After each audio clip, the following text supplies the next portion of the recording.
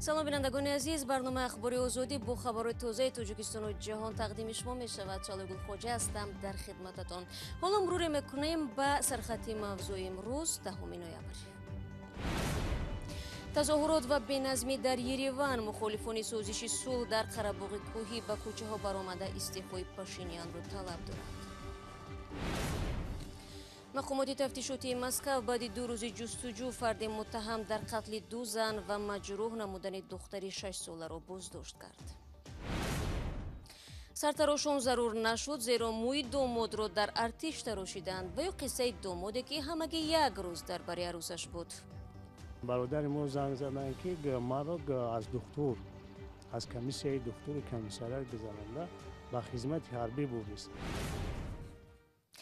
امروز اعتراضگران به بینای پارلمان ارمنستان در شهر یریوان وارد شدند و دستگاه و اشیاءهای اتاقهای وکیلان را شکستند. ماموران پلیس اندکی بعد آمده آنها را از بینای پارلمان بیرون بردند.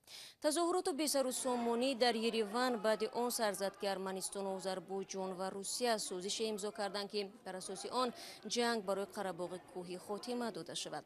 این ولایت ارمنیشین قلمرو آذربایجان به حساب می رود ولی خود را مستقل می شمارد و از طرف ارمنستان حمایت می شود. صدها نفر از تظاهرگران خشمگین در مرکز یریوان مخالفتشان به سازش را اعلام کردند و از نخست وزیر نیکول پاشینیان خواستند که استعفا بدهد.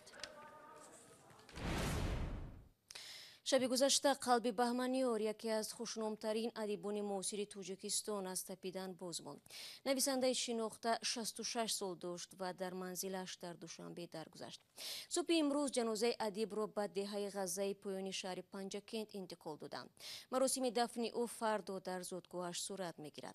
مقامات میگویند نداشتن عنوان نویسنده خلقی سبب شده است که بهمنیار در آرامگاه لوچوب دوشنبه به خاک سپریده نشود. برای یوسفی با تفصیلات بیشتر. من همین رمان قوطیق رو دوام 10 سال نوشتم. برای ویدا با بهمنیار، نویسنده معروف تاجیک، در نزدیک منزلش در دوشنبه شماره زیادی اهل ادب و نزدیکانش آمده بودند. در گذشت نویسنده را با مریضی سکته قلبی ربط دادند. اما نزدیکانش میگویند بهمنیار روزهای اخیر از مریضی معده اذیت میکشید و تصمیم داشت امروز به نزد دکتر رود. معده کفیدگی میگن نمیدونم، من نرفت دیدنم نمیتونم. بهمنیار از جمله نویسندگان تازه‌گوی توصیف می شود که در ادبیات تاجیک جایگاه و سبک خاص خود را داشت. همتاهای نویسنده شهیر از او به صفت ادیب نام میبرند که نظم را در قالب نثر بیان میکرد و قهرمانانش مردمی بودند. یادم است استاد مومن قناعت در 2 انجمنی که در رئیس اتفاق نویسندگان بودند مخصوصا همین شعریت نثری استاد بهمنیار رو تاکید کردند و گفتند که شعر هم باید همین گونه نوشته شود. یعنی که اگر ما خواهیم که در شعر نویگری کنیم مثل بهمنیار باید ما نویگری کنیم، شعر نویسیم. بهمنیار ختم کرده بخش زبان عربی دانشگاه ملی تاجیکستان بوده. در بخش کینوسازی مجله‌های مدنیت تاجیکستان، صدای شرق، نشریه ادبیات و صنعت کار کرده است. شماره زیادی قصه و حکایه و پوست و رمان‌ها تالیف کرده است. شاگردان زیادی دارد که در ادبیات تاجیک به بهمنیار پیروی میکنند. و تونس قالب‌هایی که معمولی را شکست بهمنیار در نثر، حالا مخصوصا در حکایه، بهمنیار یک سبک تازه در ادبیات تاجیک به میدان آورد. بعد پخش خبری درگذشت بهمنیار در شبکه‌های اجتماعی بحث‌های برخی است که چرا جسد او را مثل ده‌ها شخصیت معروف تاجیکستان در آرامگاه لوچوب به خاک نمی‌سپارند. پیوندان بهمنیار میگویند نویسنده توانا قبلا وصیت کرده بود که او را در پهلوی قبر مادرش در پنجکند به خاک سپارند و همین طور هم نزدیکان و دوستانش با ماشین حامل جسد بهمنیار راه به سوی دهه غزه‌ای پنجکند گرفتند. کمیته تفتیشاتی در ولایت مسکو نوار بازداشت مجری گمانبر در قتل 2 زن روس و زخمی نمودن کودک 6 ساله را نشر کرد. کشتار مادر و دختر او که کارمند دانشکده اقتصادی روسیه می باشد روز 7 نوامبر در منزل زیستشان صورت گرفت. وضع سلامتی کودک زخم برداشته بزنین است. در این جنایت زوده 26 ساله تاجیکستان را متهم نمودند که در منزل کشته شده ها ساختمانچی بوده است. بنابر اطلاع تفتیشات سبب کشتار گویا پرداخت نشدن حق خدمت مهاجر است. تفتیشات از روی حادثه مذکور ادامه دارد. حامیان حقوق بازداشت مهاجران توجیک با جرم‌های گوناگون را همیشه زیر سوال میبرند و میگویند دادگاه‌ها در حالت‌های زیاد نسبت آنها بدون دلیل‌های ثابت حکم صادر می‌کنند. شما برنامه خبری رادیو آزادی را تماشا دارید. یک سنجش وزارت کارهای داخلی در خدمات فروش شبکه‌های برق دوشنبه با مبلغ نزدیک 7 میلیون دلار تلف یافتن نیروی برق را آشکار کرده است. آشکارشوی تلفات هنگفت برق و عیبنامه دزدی پول در حالی است که قرض شرکت برق توجیک به بیش از 2.5 میلیارد دلار میرسد و سالهاست نمیتواند خودکفا بشود. از طرف دیگر ساکنان در کشور این شب روز از محدودیت در انتقال برق شکایت دارند.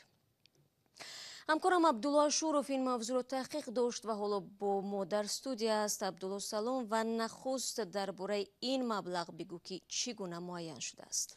سلام شهلا. یک زمره سندها از نتیجه تفتیشات مقامات در شبکه‌های برق شهر دوشنبه روز 9 نوامبر دسترسی رادیو آزادی شد که در آن مفتشان از عمل یک گروه جنایی در این اداره خبر می‌دهند که از راه دزدی پول برق مبلغ‌های کلان به دست آوردند. به نوشته مفتشان، مسئولان بلندپایه شبکه‌های برق دوشنبه با حساب ورقه مشتریان صدها کیلووات ساعت نیروی برق را که آنها در اصل استفاده نکردند ضم می‌کردند. بعداً برق ضم شده را به گفته تفتیشات با تعریف صفر حسابی نموده، یعنی گویا مشتری برق رایگان گرفته است، کیلووات‌های برق تصرف شده را با مشتریان دیگر با تعریف‌های پست یعنی با نرخ ارزان فروخته مبلغ‌های کلان پولی به دست آوردند. در یک سند دیگر که دسترس رادیو آزادی شد، عبدالرحمن علم شاهزاده معاون وزیر کارهای داخلی به میرزا اسماعیل زاده رئیس شرکت برق توجیک نتیجه های سنجش فعالیت مالیوی شبکه‌های برق دوشنبه را ارسال نموده از تلفات بیش از 150 میلیون کیلووات نیروی برق با مبلغ 68 میلیون سومانی خبر می‌دهد. عبدالله، آیا نام این نفران معلوم است و مقامات در نسبت آنها تا کنون یگان چاره اندیشیده است یا خیر؟ بله شهلا، در سندهایی که دسترس رادیو آزادی شد مشخصا نام 3 نفر مسئولان بلندپایه شبکه‌های برق دوشنبه ذکر می شود. حالا به خاطر رعایت احتمالیت بیگناهی از بردن اسم این نفران خودداری می‌ورزیم، اما یک مهندسی سابقه‌دار شبکه‌های برق دوشنبه میگوید رهبریت شبکه‌ها درباره جمع آوری مبلغ برق و همچنان شماره صدمه‌ها در خط‌های برق پایتخت بر رستم امامعلی میری شهر آمار بر دروغ پیشنهاد کردند، در حالی که وضع تشویش‌آور است. با گفته مهندس، اهالی پایتخت بیناهای بلند آشانه سالهای آخر با سرعت افزایش یافته، سرباری در خطهای برق زیاد شده است. آشکار خلافکاری در شبکه‌های برق دوشنبه، یک نهاد تابع برق توجیک، در حالی است که قرض این شرکت به حالت اول سال 2020 به 26 میلیارد سومانی معادل 2.6 میلیارد دلار میرسد. عین زمان نرخ یک کیلووات ساعت نیروی برق برای اهالی 22.62 درم یا 22.3 سنت است، اما بانک جهانی میگوید این نرخ خراجات تولید نیروی برق را رویپوش نمی کند و باید نرخ نیروی برق بالا برده شود.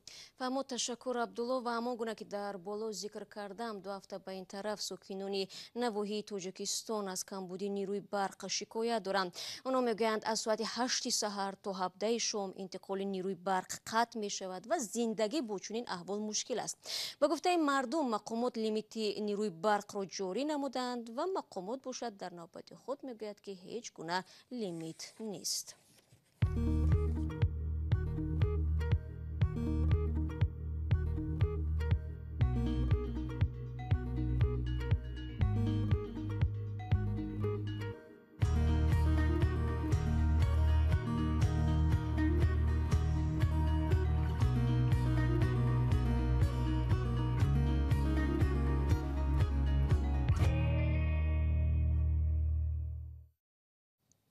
برنامه خبری رادیو آزادی را ادامه میدیم. با وجود آن که نمایندگان وزارت دفاع از تقریبا پوره اجرا شدن نقشه دعوت تیر ماهی صحبت میکنند، ولی همان حالتهای بازوری جلب نمودن نوسکران رو میزند.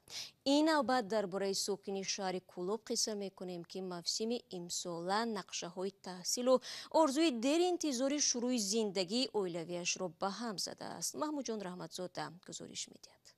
شمایان را از این روز عبارتند امامعلی و سیما بانو را توی امامعلی ولیев 2 روز بعدی به صف قواهای مسلح جلب شدنش با سر تراشیده برگزار شد.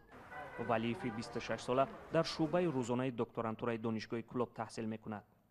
تاریخ 23 که ساعت‌های تقریبا 4:30 بود که از کمیسریات حربی زنگ زدن که برادر شما رو ما با خدمت برادر ما زنگ زدن که ما رو از دکتر از کمیسیای دکتر کمیسریات گذرانده با خدمت حربی بردیستند. کار علمی امامعلی ولیев در باره بانک ها است. روز 23 اکتبر بعد بیرون آمدن از بانک اسخط او را کارمندان کمیسریات به ارتش برده اند. این 2 نفری که این رو با طریق ابلاغ دستگیری کردند و اون گفتن که این شهادتنامه دکترانتور را دارد و این شخصی که اونها رو راهنمایی میکردن گفت که با ما فرقش نیست، ما همین را میگیریم به خدمت حربی میبریم. در دانشگاه دولتی کلوب هم تصدیق کردند که امامعلی ولیев اون منجوی دانشگاه بود. در دانشگاه گفتند هر کاری از دستشان آمد کرده اند ولی اون منجو رو برگرداندن نتوانستند. مسئولین گفتند که امامعلی ولیев بعد 1 سال خدمت میتواند آمده کارش را ادامه دهد.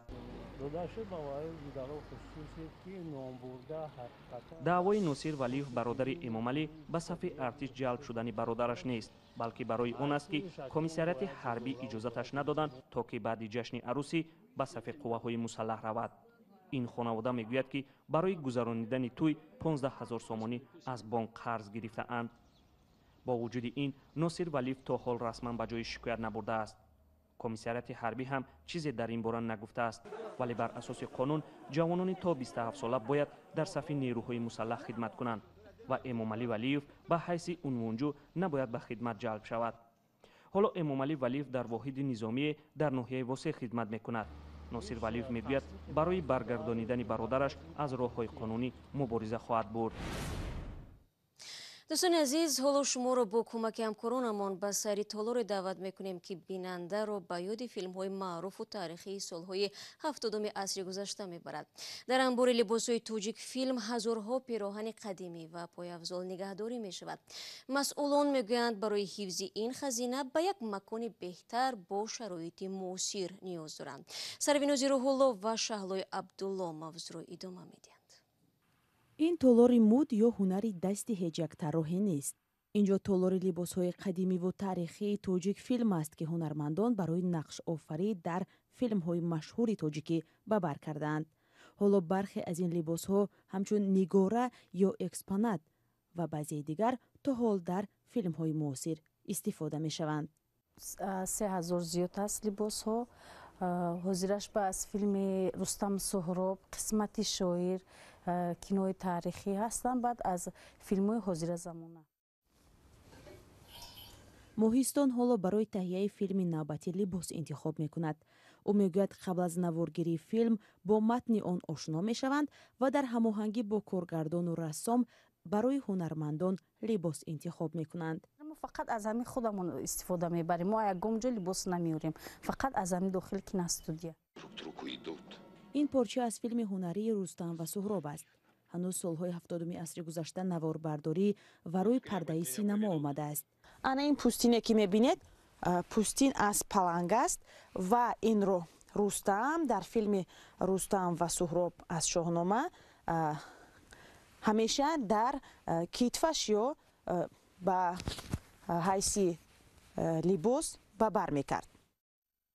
حالا تالار لباس‌های توجیک فیلم آثارخانه را میماند که بعضاً دانشجویان رشته‌های صنعت شناسی به تماشای آن میآیند. این تالار بیننده‌های خارجی هم داشته است. اصلا چهاربینی ها بسیار می شود. چهاربینی دیدار نمینوده بسیار می شود. مسئولی بینندگان عزیز، وقتی برنامه ما در این ثانیه ها به پایان می رسد. اخباری از این بیشتر چون همیشه می توانید در سامانه رادیو آزادی زیر نشانی www.azadi.org بخوانید و در صفحه آزادی ویدیو در یوتیوب تماشا کنید. همچنین صفحه های ما در شبکه‌های اجتماعی در خدمت شماست. سپاس که طول این دقیقه ها با ما بودید و فراموش نکنید فردا باز برنامه‌های نو داریم. تا ملاقات فردا، خدا نگهدار هر یک شما عزیزان باشید.